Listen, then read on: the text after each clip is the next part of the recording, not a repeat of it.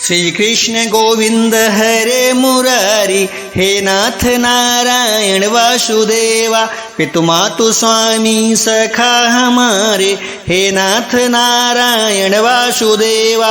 ओम तत्सत। श्री गणेशाय नमः। श्रीमद्भागवत महापुराण चतुर्थ स्कंद अथ सप्तविंशो अध्याय।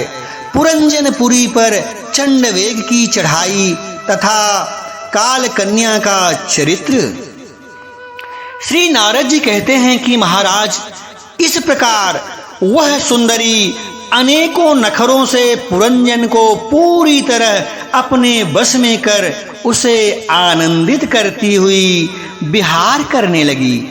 उसने अच्छी तरह स्नान कर अनेक प्रकार के मांगलिक श्रृंगार किए तथा भोजनादि से तृप्त होकर वह राजा के पास आई। राजा ने उस मनोहर मुख वाली राज महिषी का सादर अभिनंदन किया। पुरंजनी ने राजा का आलिंगन किया और राजा ने उसे गले से लगाया। फिर एकांत में मन के अनुकूल रहस्य की बातें करते हुए वह ऐसा मोहित हो गया कि उस कामिनी में ही चित्त लगा रहने के कारण उसे दिन रात में भेद से निरंतर बीतते हुए काल की दुस्तर गति का कुछ भी पता नहीं चला। मद से छका हुआ मनस्वी पुरंजन अपनी प्रिया की भुजा पर सिर रखे महामूल्य सैया पर पड़ा रहता। उसे तो वह रमणी ही जीवन का परम फल जान पड़ती थी। अज्ञान से आवृत्त हो जाने के कारण उसे आत्मा अथवा परमात्मा का कोई ज्ञान न रहा। राजन, इस प्रकार कामातुर चित्त से उसके साथ विहार करते करते राजा पुरंजन की जवानी आधे क्षण के समान बीत गई। प्रजापते उस पुरंजनी से राजा पुरंजन के 1100 पुत्र और 110 कन्याएं हुई, जो सभी माता पिता का सुयश बढ़ाने वाली और सुशीला उदारता आदि गुणों से संपन्न थी। ये पौरंजनी नाम से विख्यात हुई। इतने में ही उस सम्राट की लंबी आयु का आधा भाग निकल गया। फिर पांचाल राज पुरंजन ने पितृवंश की वृद्धि करने वाले पुत्रों का वधुओं के साथ और कन्याओं का उनके योग्य वरों के साथ विवाह कर दिया। पुत्रों में से प्रत्येक के 100 पुत्र हुए। उनसे वृद्धि को प्राप्त होकर पुरंजन का वंश सारे पांचाल देश में फैल गया। इन पुत्र पौत्र गृह कोश सेवक और मंत्री आदि में दृढ़ ममता हो जाने से वह इन विषयों में ही बंधकर रह गया। फिर तुम्हारी तरह उसने भी अनेक प्रकार के भोगों की कामना से यज्ञ की दीक्षा ले तरह तरह के पशु हिंसायन घोर यज्ञों से देवता पितर और भूतपतियों की आराधना की। इस प्रकार वह जीवन भर आत्मा का कल्याण करने वाले कर्मों की ओर से असावधान और कुटुंब पालन में व्यस्त रहा। अंत में वृद्धावस्था का वह समय आ पहुंचा जो स्त्री लंपट पुरुषों को बड़ा अप्रिय होता है। राजन, चंडवेग नाम का एक गंधर्व राज है।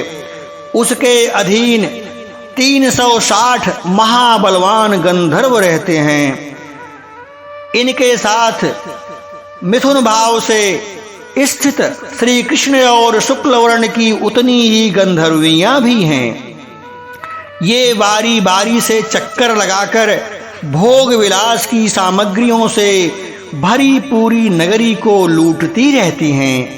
गंधर्वराज चंडवेग के उस अनुचरों ने जब राजा पुरंजन का नगर लूटना आरंभ किया तब उन्हें 5 फन के सर्प प्रजागर ने रोका। यह पुरंजनपुरी की चौकसी करने वाला महाबलवान सर्प 100 वर्षों तक अकेला ही उन 720 गंधर्वरियों से युद्ध करता रहा। बहुत से वीरों के साथ अकेले ही युद्ध करने के कारण अपने एकमात्र संबंधी प्रजागर को बलहीन हुआ देख राजा पुरंजन को अपने राष्ट्र और नगर में रहने वाले अन्य बांधवों के सहित बड़ी चिंता हुई। वह इतने दिनों तक पांचाल देश के उस नगर में अपने दूतों द्वारा लाए हुए करों को लेकर विषय भोगों में मस्त रहता था। स्त्री के वशीभूत रहने के कारण इस अवश्यगामी भव से उसे पता ही न चला। महिष्म उन्हीं दिनों काल की एक कन्या वर की खोज में त्रिलोकी में भटकती रही, फिर भी उसे किसी ने स्वीकार नहीं किया। वह काल कन्या जरा बड़ी भाग्यहीना थी, इसीलिए लोग उसे दुर्भगा कहते थे। एक बार राजर्षि पुरु ने पिता को अपना यौवन देने के लिए अपनी ही इच्छा से उसे वर लिया था। इससे प्रसन्न होकर उसने उन्हें राज्य प्राप्ति का वर दिया था। एक दिन मैं ब्रह्मलोक से पृथ्वी पर आया तो वह घूमती घूमती मुझे भी मिल गई। तब मुझे नैष्ठिक ब्रह्मचारी जानकर भी कामातुरा होने के कारण उसने वरना चाहा। मैंने उसकी प्रार्थना स्वीकार नहीं की।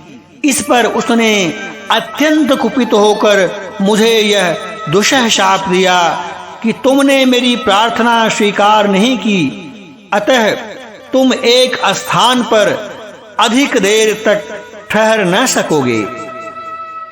तब मेरी ओर से निराश होकर उस कन्या ने मेरी सम्मति से यवनराज भय के पास जाकर उनका पति रूप में वरण किया और कहा कि वीरवर, आप यवनों में श्रेष्ठ हैं।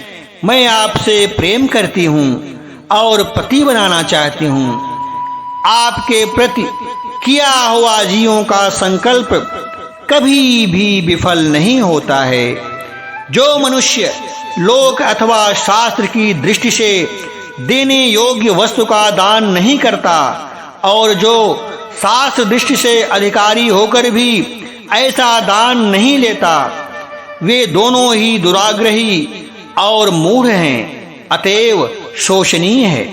भद्र, इस समय मैं आपकी सेवा में उपस्थित हुई हूँ। आप मुझे स्वीकार करके अनुग्रहित कीजिए। पुरुष का सबसे बड़ा धर्म दीनों पर दया करना ही होता है। काल कन्या की बात सुनकर यवनराज ने विधाता का एक गुप्त कार्य कराने की इच्छा से मुस्कुराते हुए उसने कहा, मैंने योग दृष्टि से देखकर तेरे लिए एक पति निश्चय किया है। तू सबका अनिष्ट करने वाली है, इसीलिए किसी को भी अच्छी नहीं लगती और इसी से लोग तुझे स्वीकार नहीं करते हैं। अतः इस कर्मजनित लोगों को तू अलक्षित होकर बालात भोग। तू मेरी सेना लेकर जा। इसकी सहायता से तू सारी प्रजा का नाश करने में समर्थ होगी। कोई भी तेरा सामना ना कर सकेगा। यह प्रज्वार नाम का मेरा भाई है और तू मेरी बहन बन जा। तुम दोनों के साथ में अव्यक्त गति से भयंकर सेना लेकर सारे लोकों में विचरूंगा। श्रीमद्भगवते महापुराणे पारमहंस्या संहिताया चतुर्थ स्कंदे पुरंजनोपाख्याने सप्तविंशो अध्याय संपूर्णम्। बोलो वृंदावन बिहारी लाल की जय।